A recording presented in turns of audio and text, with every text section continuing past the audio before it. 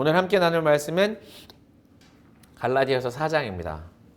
갈라디아서 4장 6절하고 7절만 읽겠습니다.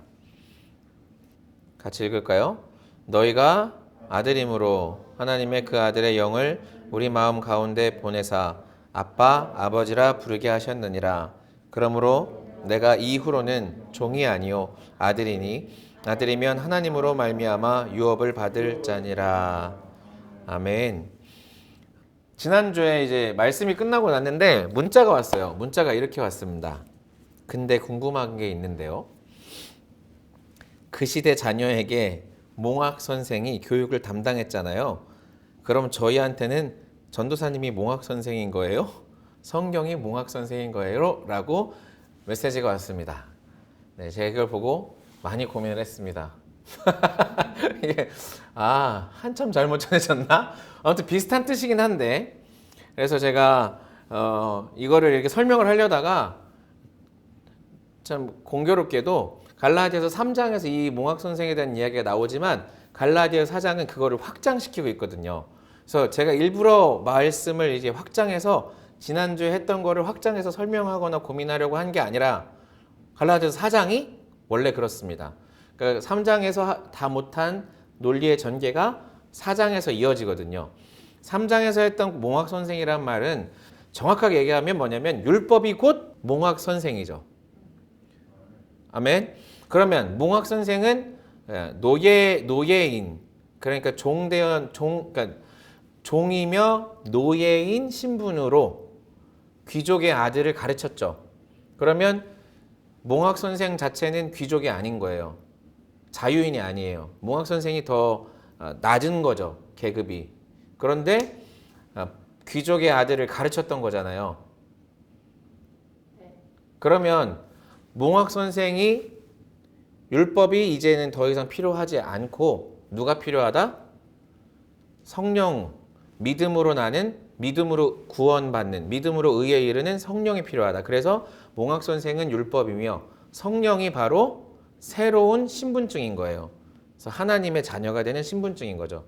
그래서 너희에게 더 이상 몽학 선생은 필요하지 않다고 얘기를 하고 있는 겁니다. 갈라디아서는.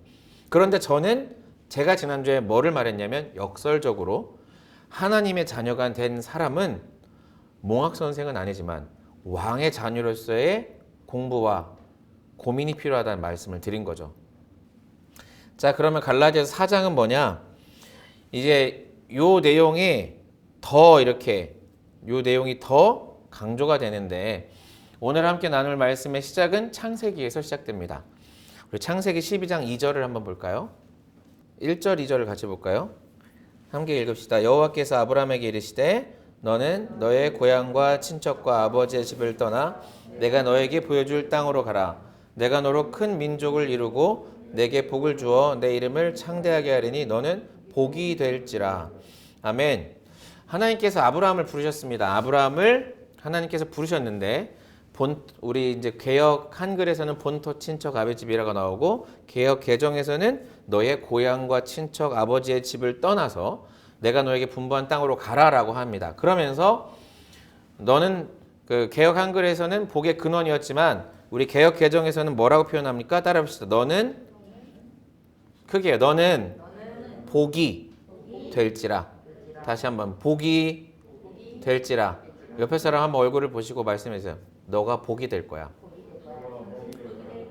복덩어리야 해주세요. 복덩어리. 네, 복덩어리. 네. 여러분, 하나님께서 아브라함을 축복하셨는데 너가 떠나서 나와 함께하면 너가 복이 될 거야 라고 말씀을 해주십니다. 그리고 하나님께서 아브라함을 계속 콜링을 하시죠. 자, 아브라함이 하나님을 따라서 나왔어요. 맞아요? 근데 우리가 볼 때 아브라함이 의로워요, 안 의로워요? 저 성경 공부 같이 하는 친구가 있는데 아브라함이 사라를 다른 왕한테 누이라고 속여서 다른 왕한테 줄 때마다 성경 공부 같이 하는 애를 짜증을 내는 거예요. 아브라함 도대체 어떻게 생겨먹었는데 맨날 마누라를 팔아먹냐고. 아브라함이 마누라를 속여서 팔아먹을 때 아브라함은 하나님을 믿고 있었다, 안 믿고 있었다? 믿고 있었다, 안 믿고 있었다? 하나님 안에 있었어요. 하나님 말씀 따라 나왔어요. 무슨 말이냐? 상속자. 이미 우리가 종되었던 신분에서 예수 그리스도를 믿는 신분으로 변화는 됐지만 신분이 변했다고 내가 그만한 능력과 권위를 갖춘 게 아니라는 거예요. 그래서 내가 계속 자라가야 된다는 얘기를 바울은 하고 있는데 지금 우리가 나누는 이야기는 지금 아브라함의 이야기예요. 편의상 아브람이라고 안 하고 그냥 아브라함이라고 전체적으로 말하겠습니다. 창세기 15장에 보면 자, 아브라함을 다시 부르시면서 하나님 축복을 하시는데 하나님 무슨 축복을 하시냐? 아브라함아 나는 너의 방패며 상급이다. 1절에 말씀을 하시면서 내가 너와 함께 할 거야 라고 함께하고 내가 너의 상급이야 라고 말하는데 아브라함이 조금 시니컬합니다. 아브라함이 뭐라고 말해요? 2절 한번 볼까요? 아브라함이 이르되 여호와여 내게 뭘 주시렵니까? 뭐 주실 건데요? 이 자식이 벌써 컸다고? 뭘 줄 건데요? 라고 하는 거예요. 하나님 앞에. 그러면서 이렇게 말을 해요. 난 자식이 없으니까 이 다메섹 사람 내 종 엘리에셀이나 내 상속자가 되게 하십시오 라고 말하는 거예요. 좀 건방지죠? 건방지잖아요. 그런데 하나님께서 아브라함을 책망하지 않으시고 하나님께서 아브라함을 또 타이르십니다. 아니야. 그 사람이 상속자가 아니란다. 네 몸에서 날 자가 너의 상속자가 될 거야. 그러면서 아브라함을 데리고 나와서 하늘을 보여줘요. 하늘을 보면서 야 이렇게 별처럼 많은 게 네 자손이야. 이렇게 될 거야 라고 축복을 하십니다. 아브라함 믿어요 안 믿어요? 아브라함이 여호와를 믿으니 여호와께서 이를 그의 의로 여기시고 라고 나옵니다. 지금까지 우리가 계속 배웠던 그 의로움이 여기 있는 거예요. 그런데 여러분 잘 보세요. 아브라함이 하나님을 믿어서 하나님이 의로 여겼음에도 불구하고요. 하나님이 씨를 아브라함한테 주셔요 안 주셔요? 주셔요 안 주셔요? 나중엔 주시지만 이렇게 하고도 주셔요 안 주셔요? 한참을 안 주셔요. 계속 안 주신단 말이에요. 그런데 아브라함이 큰 일을 하나 벌이죠. 16장 1절 봅시다. 아브라함의 아내 사레는 출산하지 못하였고 그에게 한 여종이 있으니 애굽 사람은 이름이 하갈이라. 자, 이제 아브라함과 사라. 이제 편의상 아브람과 사레라고 하지 않겠습니다. 이 사람들이 이제 애가 안 생기니까 고민을 하다가 어떻게 하냐면 자 보세요. 하갈이라는 몸종을 통해서 아이를 낳는데 2절 보세요. 2절 이렇게 나와요. 사레가 아브라함에게 이르되 여호와께서 내 출산을 허락하지 아니하였으니 원하건대 내 여종에게 들어가라. 내가 혹 그로 말미암아 자녀를 얻을까 하노라. 여러분 한번 이렇게 따라해 볼까요? 하나님의 약속은 믿는데 하나님을 믿지 않는다. 이 이야기를 기억해 주세요. 하나님의 약속은 믿는데 하나님은 믿지 않았다. 아브라함에게 분명히 약속을 하셨어요, 안 하셨어요? 그럼 그 약속이 뭐예요? 네 자손이 별처럼 많아질 거다. 그래서 지금 뭐라고 그래요? 사라가 하나님이 별처럼 많아진다고 했는데 지금 내가 아이를 출산할 수 없으니까 당신이 좀 해봐요. 해서 사라가 몸종을 줍니다. 그죠? 하갈을 통해서 아이를 출산을 합니다. 그때가 언제냐? 아브라함 나이가 86세 때예요. 아브라함이랑 사라가 10살 차이 난다고 하니까 아브라함 86세, 사라 76세인데 이스마엘을 하갈을 통해서 출산을 합니다. 하갈의 자녀인 이스마엘이 성장을 하기 시작하는데 몇 번의 위기가 있지만 아브라함은 이스마엘을 아들처럼 키우겠죠. 아들로 키우겠죠. 상속자처럼 키웠겠죠. 몇 년을 키우냐? 86세에 이스마엘을 주셨는데 하나님이 다시 나타나십니다. 언제요? 아브라함의 99세 때. 그리고 아브라함 몇 살 때 자녀를 줘요? 100세 때. 그러면 86세 때 주신 이스마엘과 100세 때 주신 이삭의 나이 차이가 몇 살? 14살. 그러면 이삭이 이제 젖을 뗄 무렵이니까 이삭이 한 2살 됐다고 하면 이스마엘이 몇 살? 16살쯤 됐을 때 사건이 터집니다. 젖을 떼가지고 아브라함이 잔치를 벌였는데 그 잔치 자리에서 이스마엘이 이삭을 무시하고 조롱하는 일이 생겨요. 그래서 사라가 머리끝까지 화가 나죠. 그리고 이거를 해결하라. 당신 이걸 해결하라. 라고 하면서 무슨 말씀을 하냐? 한번 읽어봅시다. 창세기 21장 10절. 자, 같이 읽어볼까요? 그가 사라예요. 사라가 아브라함에게 이르되 이 여종과 그 아들을 내쫓으라. 이 종의 아들은 내 아들 이삭과 함께 기업을 얻지 못하리라. 여러분, 하나님이 원하는 방법이 아닌 인간의 방법이에요. 그래서 하갈을 통해서 인간의 방법으로 자녀를 잉태했는데 이 자녀는 상속을 받을 수 있다 없다? 상속을 받을 수 있다 없다? 없다. 상속자가 아니다. 그래서 이 상속자가 아닌 이 자녀는 내쫓으라고 사라가 말을 합니다. 그런데 사라가 내쫓으라고 하니까 하나님께서 12절 하나님이 아브라함에게 이르시되 네 아이나 네 여종으로 말미암아 근심하지 말고 사라가 하라는 대로 해라. 이삭에게서 나는 자라야 너의 씨일 것이다 라고 말하면서 그러나 여종의 아들도 너의 씨니 내가 그로 한 민족을 이루게 할 것이다 라고 말합니다. 자, 그러면서 이스마엘과 하갈이 쫓겨나고 막 울면서 막 하지만 하나님께서 그 모자를 살려주신 이야기가 이어서 나옵니다. 갈라디아서에서 이 이야기를 가지고 바울이 이렇게 해석을 해줍니다. 우리가 율법 아래서 종되었던 사람들, 그러니까 율법 아래서 종되었다는 뜻은 율법의 열심으로 하나님께 가까이 나아가려고 했던 것을 인간의 노력이라고 생각하면 그 율법을 열심을 통해서 하나님께 나아가려고 하는 그 인간의 열심을 뭐라고 표현하냐? 그게 하갈을 통한 이스마엘의 노력이라는 거예요. 더 쉽게 갈게요. 하나님께서 약속을 우리에게 주셨어요. 아멘? 그 약속이 뭐냐? 너가 잘되고 번성하고 충만해라. 너로 인해서 티끌같이 많은 백성들이 있을 것이다 라고 약속을 주셨어요.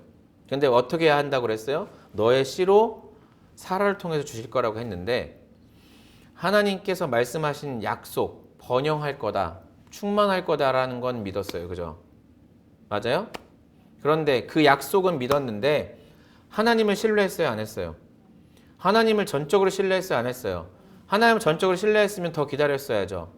그런데 하나님을 기다리지 않고 사라를 통해서가 아니라 사라의 종을 통해서 종의 신분으로 있는 종의 신분인 여자를 통해서 인간의 노력을 통해서 아이를 낳았다고요. 이걸 보고 바울은 율법이라고 하는 거예요.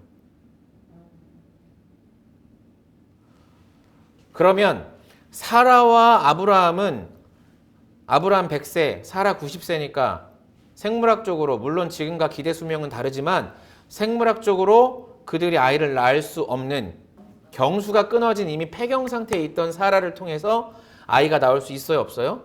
없단 말이에요. 아이가 나올 수 없는데 아이를 주셨어요. 그래서 그 아이는 누구예요? 그 아이를 바울은 성령으로 인해 난 아이라고 말을 하는 거예요. 하나님의 영으로 인해 낳았다는 거예요.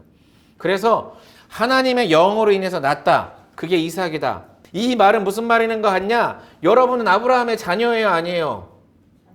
자녀가 아니에요. 여러분이 생물학적으로 아브라함의 자녀가 아니잖아요. 생물학적으로 여러분은 아브라함의 자녀는 아니나 어떻게 해요? 영으로. 그래서 율법 가운데서 태어나고 율법 가운데서 난 자들이 바로 유대인이요.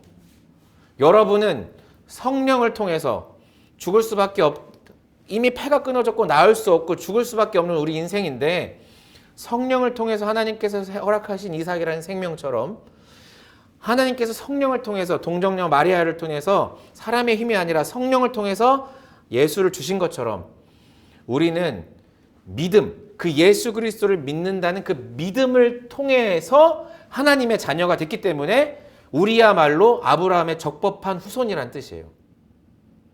아멘? 이게 왜 중요하냐? 지금까지 유대인들이 이걸 갖고 이 성경에 나와 있는 이 문제를 갖고 걸고 넘어졌다는 뜻은 거꾸로 생각하면 뭐냐면 바울이 이 얘기를 굳이 썼다는 이유는 유대인들이 이거를 포인트 잡아서 이방인들을 미혹했다는 뜻이에요. 이방인 여러분, 유대인들이 와서 그런 거예요. 이방인 여러분, 당신들이 우리처럼 되려면, 당신들이 예수를 잘 믿으려면 우리처럼 되어야 하는데 그건 바로 아브라함의 후손을 말하는 것이요. 이것이야말로 율법을 지키는 것이고 할례를 받는 것이요. 여러분들 우리가 같이 되지 않으면 안 돼요 라고 말을 했기 때문에 바울이 거꾸로 변증을 한 거예요. 갈라디아 4장에 보면 22절에 아브라함에는 두 아들이 있는데 하나는 여종이고 하나는 자유인이다. 그래서 여종은 육체를 따라 낳고 자유 있는 여자는 약속으로 말미암았는데 이것은 비유니 이 여자들은 두 언약이라. 그래서 하갈은 지금 현재 땅에 있는 예루살렘과 같고 그 다음에 사라의 자녀는 위에 있는 예루살렘과 같으니 이 여자는 자유자다. 그래서 맨 밑에 보면 30절에 보면 29절 30절에 보면 육체를 따른 한 자가 성령을 따른 한 자를 박해한 것 같이 이스마엘이 이삭을 박해한 것 같이 지금 유대인들이 너희들 자유인 된 너희를 박해하고 있는 거야. 그래서 성경이 무엇을 말하느냐? 여종과 그 아들을 내쫓으라. 여종의 아들이 자유 있는 여자의 아들과 더불어 유업을 얻지 못하리라 하였느니라. 여러분을 구속하고 속박했던 기존의 종교 세력들로부터 여러분 자유로워지라 라는 말이 나옵니다. 아멘? 여러분 종교의 틀 안에 매여 있는 순간 벌써 끝난 거예요. 유대인들은 하나님으로부터 말씀을 받았고 하나님의 율법을 사모해서 즐거워 묵상하며 사모해야 되는 민족이었는데 그들은 자신들만의 유대교를 만들어 버렸고 유대교 안에서 종교를 위한 종교를 지키는 인생들이 되었단 말이에요. 그래서 하나님께서 그 인생들도 허락은 하셨지만 여러분 하갈의 자식을 끊지 않으셨어요. 그들도 인정을 해주셨고 그 방법을 통해서 유대인들을 하나님은 그들의 구원의 역사 안에 동참시켜 오셨지만 이제 예수 그리스도 이후로는 새로운 질서가 있으니 성령으로 다시 태어나는, 그래서 믿음으로 의에 이르는 것이 자유인의 일이다라는 거예요. 아멘?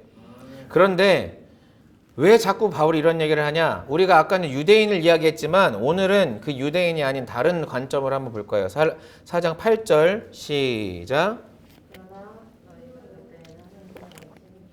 하나님을 알지 못하여 본질상 하나님이 아닌 자들에게 종노릇 하였더니 어떻게 해요?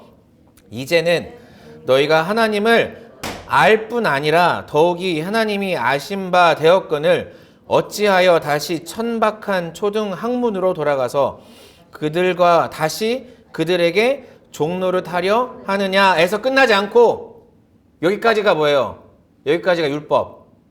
유대인 율법이에요. 여기서 끝나지 않고 이 밑에 너희가 날과 달과 절기와 해를 삼가 지키니 내가 너희를 위하여 수고한 것이 헛될까 두려워하노라. 여러분 율법으로 돌아가는 것은 그렇게 하지 말라고 얘기는 할 수 있는데 지금 바울은 중요한 이야기를 하고 있는 거예요. 무슨 얘기를 해요? 날과 절기와 해와 달과 이걸 지켰다는 말이 뭐예요? 쉽게 말해서 우상이에요. 어떤 우상? 그 당시에는 여러분이 그리스 로마 신화를 알고 있지만 뭐 무슨 물의 신, 불의 신, 뭐 해의 신, 번개의 신, 뭐 별게 다 별신이 다 있잖아요. 그러니까 이 당시에 바울이 이렇게 복음 전도 여행을 할 때 바울이 능력을 행하는 걸 보면서 사람들이 뭐라고 그래요? 우와! 제우스와 에르메스다라고 했단 말이에요. 이 당시의 사람들은 여러분이 알고 있는 그 그리스 로마 신화에 나오는 그 온갖 잡신들을 다 신으로 섬기고 있었어요. 여러분 그래서 신들에게 절한 음식을 먹지 말라고 한 게 뭐냐면 그런 여러분이 알고 있는 뭐 제우스부터 시작해서 포세이돈이든 여러분 바다에서 뭐 조업을 하는 사람들은 풍랑의 신으로부터 자유로워야 될 거 아니에요. 바다에 안 빠져야 될 거 아니에요. 그러니까 뭔가 제사를 지내고 시작을 했단 말이죠. 그 온갖 제사들을 말하는 거예요. 그러면 바울이 했던 이 메시지는 뭐냐면 너희들의 하나님을 믿고 있는데 뭘 여전히 하고 있다? 우상을 섬기고 있다. 우상에게 절하고 있다는 거예요. 이게 곧 뭐와 같냐? 이게 아브라함과 같다는 거예요. 뭐예요? 아브라함 여러분 고대 사회에서 얻을 수 있는 가장 큰 축복이 뭐예요? 자손의 축복 아닙니까? 아브라함은 자손의 축복을 얻고 싶었는데 자손이 없었잖아요. 근데 하나님이 축복은 했어요. 번영이 될 거예요. 부흥할 거래요. 네가 번성할 거래요. 충만할 거래요. 뭐만 믿은 거예요? 약속만 믿은 거예요. 뭐는 안 믿고. 하나님은 믿지를 않은 거예요. 하나님은 알고 있으되 하나님을 신뢰하지 않는 것이에요. 근데 문제는 뭐냐면 이 신뢰하지 않다는 이 상태가 하나님으로부터 멀어져서 그 사람이 지옥불에 떨어질 그 믿음의 상태는 아니라니까요. 하나님이 이미 의롭다 하셨다고요. 여러분, 갈라디아 사람들이 지금 예수님을 몰라서 지옥에 갈 상황이 아니라 예수님을 알고 있는데 그들의 삶이 믿음의 장성한 분량에 이르기는커녕 우상 가운데 빠져 있다는 거예요. 우리는 이걸 보고 뭐라고 표현할 수 있냐? 이걸 보고 번영신학이라고 할 수 있는 거예요. 번영신학. 뭐예요? 네가 잘되고 충만하고 번영할 거야. 번성할 거야. 여러분 왜 잘 돼야 돼요? 여러분 왜 성공해야 돼요? 왜 대학에 가야 돼요? 왜 진학을 해야 돼요? 왜 진급을 해야 돼요? 하나님의 영광을 위해서입니다. 그러면 진급에 떨어지고 학교에 떨어지면 하나님의 영광을 가리는 일이에요? 하나님 언제 그렇게 말씀하셨어요? 아브라함, 하나님을 믿고 있는 아브라함 역시도 하나님이 주신 번영과 하나님이 주시 않으셔도 인간이 갖고 있는 욕망을 통해서 번성하고 싶고 자식을 갖고 싶고 누리고 싶고 그것들이 뭘로 나타나요? 하나님의 신뢰함으로 나타난 게 아니라 본인의 욕심으로 본인의 인간의 노력으로 나타났단 말이에요. 이것이 율법의 연장선일 수도 있는 거예요. 여러분 11조를 할 때 즐거워서 행복해서 내 가진 것이 10분의 1이 아니라 내 가진 열의 열이 다 하나님의 것입니다 라고 11조를 드리는 인생이 돼야 되는데 야 봐라 성경에 써있어 11조를 하면 흔들어 차고 넘치지 않을 만큼 하나님을 시험해보라고 할 만큼 복을 준대. 그래 11조를 하니까 복 받는다더라. 행위는 같으나 원리가 다르고 행위는 같으나 결과가 다른 거예요. 아브라함의 행위는 뭐였어요? 하나님을 믿고 있는 것 같지만 하나님의 약속을 준수해서 하나님의 명령을 준행하는 것 같으나 지 뜻대로 한 거죠. 갈라디아 사람들이 지금 어떻게 하는 거예요? 예수의 이름은 알고 예수의 이름은 들었으나 그들이 어떻게 삶을 살아야 될지 모르기 때문에 여전히 삶의 방식은 다시 제우스한테 절을 하고 다시 에르메스한테 절을 하고 다시 포세이돈한테 절을 하는 인생을 살고 있었단 말이에요.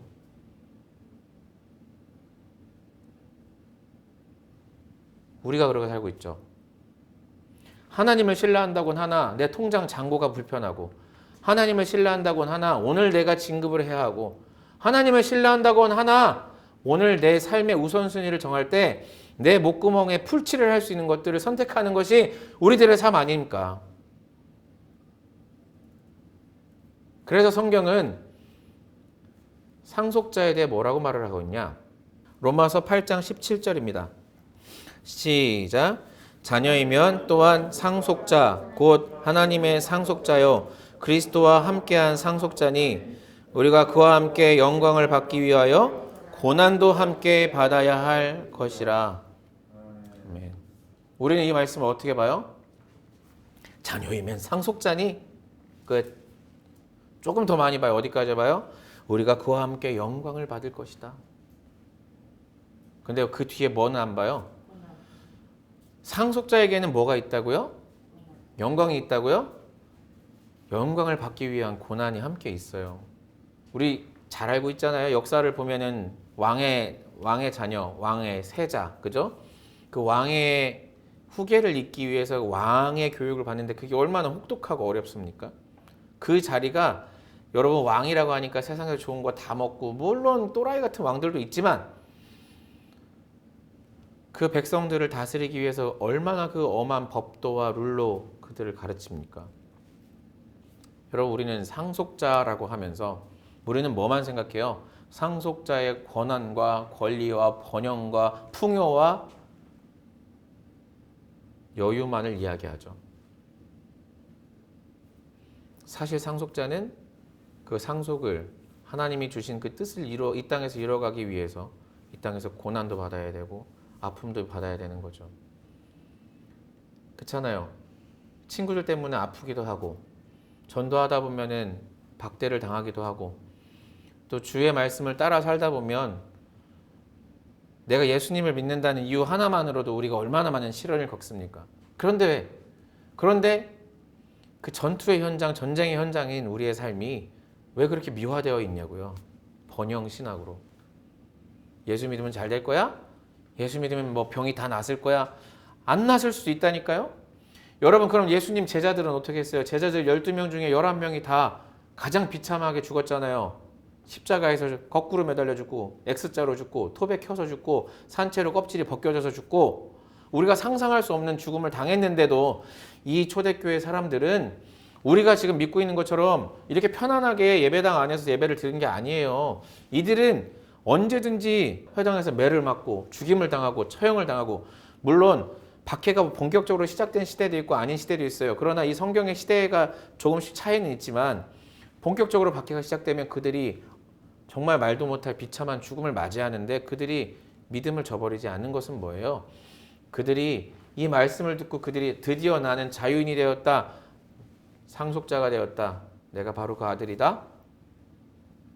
아니에요. 상속자는 그 영광을 위하여 고난에 동참할 수 있어야 되는 겁니다. 네가 잘 될 거야, 네가 땅에 충만할 거야, 맞아요. 하지만 그것을 위해 아브라함이 버려야 했던 것은 그가 가지고 있던 모든 기득권을 버리고 자기가 살고 있던 지역을 떠난 겁니다. 거기서 먹고 자고 살면 잘 살 수 있었는데 하나님이 떠나라고 하니까 떠난 거예요. 그게 아브라함의 믿음의 출발의 시작 아니었습니까? 그럼에도 불구하고 그런 믿음으로 출발했지만 그는 모든 순간마다 하나님을 믿지 못하는 모습을 보여줘요. 그런데 결국 하나님께서 나를 믿으라고 했지, 내가 여기 있다고 했지, 내가 너와 함께 한다고 했지, 그렇게 끝없이 아브라함을 세워주시고 키워주시고 그 믿음의 장성한 분량에 이르게까지 하니까 결국에 아브라함이 어떤 믿음까지 가져요? 내 자식을 당신에게 드려도 하나님께서 내 자식을 다시 살려줄 거라는 그 믿음까지 가는 거예요. 여기서 우리가 중요한 게 있어요. 구원받은 이후의 삶이 완벽한 성의의 삶이 아니라는 거예요. 그것이 우리에게 위로도 되고 도전도 되는 거예요. 위로가 되는 것은, 야, 어떻게 예수 믿는 것들이 저럴 수 있냐? 그럴 수 있어요, 인간이라. 그것도 위로가 돼요. 하지만 예수 믿기 때문에 그렇게 살지 않으려고 노력하고 믿음의 장성한 분량으로 이르러 가야 하는 거죠. 여러분, 우리 번영신학에는 뭐만 얘기해요? 신명기 28장에 보면 네가 들어와도 나가고 나와도 복을 받고 뭘 해도 복을 받고 뭘 해도 복을 받고만 믿지. 그 다음에 뭐가 있어요? 똑같은 말씀을 역전시켜서 네가 들어와도 저주를 받고 나가도 저주를 받고. 우리가 믿고 있는 건 뭐예요? 아브라함이 하나님을 믿었는데 네가 땅에 충만하고 네가 복이 될 것이고 하늘을 바라보면 하늘에 이 수많은 별과 같은 인생, 별과 같은 자손들이 너의 자손이 될 거야 라고 하는 건 믿었지만 하나님께서 너를 통해서 주신다고 하는 그 하나님을 향한 신뢰가 사라져 있죠. 그렇다고 하나님을 안 믿은 건 아니에요. 하나님을 믿었어요. 하나님을 믿었지만 내 삶의 모든 현장에서, 내 삶에서 선택을 할 때, 내 삶의 모든 선택의 순간에 하나님을 신뢰하냐, 신뢰하지 않느냐, 이것만큼 중요한 게 없다는 거죠. 아멘? 여러분, 삶의 선택에 있어서, 삶에서 어떤 선택을 할 때 하나님께 물어보십니까? 하나님, 오늘 육개장 먹을까요? 갈비탕 먹을까요? 말고 그거 말고요. 정말 여러분이 가장 귀한 선택을 할 때 하나님이 기뻐하시는지, 하나님이 기뻐하시지 않는지를 찾는 것. 그게 바로 왕의 자녀, 그게 바로 하나님의 진정한 상속자가 되는 길이 아닌가 합니다. 그게 바로 상속자의 길인 줄 믿습니다. 여러분, 적법한 상속자가 맞습니까? 하나님의 적법한 상속자가 맞습니까? 아멘. 갈라디아서 4장 6절 같이 읽어봅시다. 시작. 너희가 아들이므로 하나님이 그 아들의 영을 우리 마음 가운데 보내사 아빠 아버지라 부르게 하셨습니다. 자, 그런데 결정적인 차이가 여기서 오는 겁니다. 어떻게요? 여러분, 그 직원이나 지금은 이제 종과 노예가 없으니까 직원이라고 생각을 해봅시다. 아르바이트. 예를 들면 편의점 아르바이트생이에요. 편의점 아르바이트생인데 이 친구가 계산을 할 때마다 몇천 원씩 차이가 나는 거예요. 그래서 몇 번은 눈을 감아줬어. 그런데 계속 얘기를 하는데도 문제가 고쳐지질 않네? 그러면 주인은 어떻게 해요? 주인은 어떻게 해요? 그 직원을 어떻게 해요? 자르죠. 근데 다른 점이 있어요. 아들내미가 알바를 해요. 근데 몇만 원씩 없어지는 거예요. 그러면 몇만 원씩 없어진다고 아들내미를 집에서 내쫓아요? 안 쫓아요? 야단을 치죠. 그죠? 바로 네가 바로 되라고 야단을 치죠. 여러분, 이게 종과 아들의 차이입니다. 아멘? 아멘? 이게 율법과 믿음의 차이예요. 여러분, 율법은 지키지 않으면 죽을 것 같은 두려움으로 그래서 바울은 계속 종된 너희, 종과 같은, 율법은 종과 같은, 노예와 같은, 하나님 이거 어떡하지? 벌벌벌 떨면서 사는 것이 종의 삶이에요. 아들의 삶은 뭐냐? 열심히 사는데 좀 실수할 수도 있어. 근데 실수하면 어떻게 해? 실수하면 아빠! 이게 바로 아들의 삶인 거예요. 그래서 이게 자녀이며 상속자의 삶인 거예요. 아멘? 숨통이 좀 트이죠. 정말 우리가 율법의 노예 안에 살았다. 여러분, 뭐 하나 잘못하면 진짜 죽을 것 같은 심정으로 어떻게 하면 또 소 한 마리를 잡아야 되지? 이런 고민이 아니라 정말 아들로서 오늘 내가 실수하더라도 하나님, 오늘은 실패했지만 내일은 더 멋지게 살아볼게요. 하나님 도와주세요. 이게 바로 아빠라고 부를 수 있는 자녀의 고백인 줄 믿습니다. 여러분, 오늘 말씀의 제목이 상속자예요. 상속자. 여러분, 우리는 하나님의 왕 같은 제사장이며 아들, 딸인 줄 믿습니다. 아멘? 우리 옆에 사람 보고 인사해 줄 거예요. 당신이 하나님 딸입니다. 예, 또 당신이 하나님 아들입니다. 한 번만 더. 당신이 하나님의 아들입니다. 딸입니다. 아멘. 자녀이면 곧 따라할까요? 자녀이면 상속자다. 우리가 영광에 참여하기 위하여 고난도 함께 감당할 수 있어야 한다. 기도하십시다.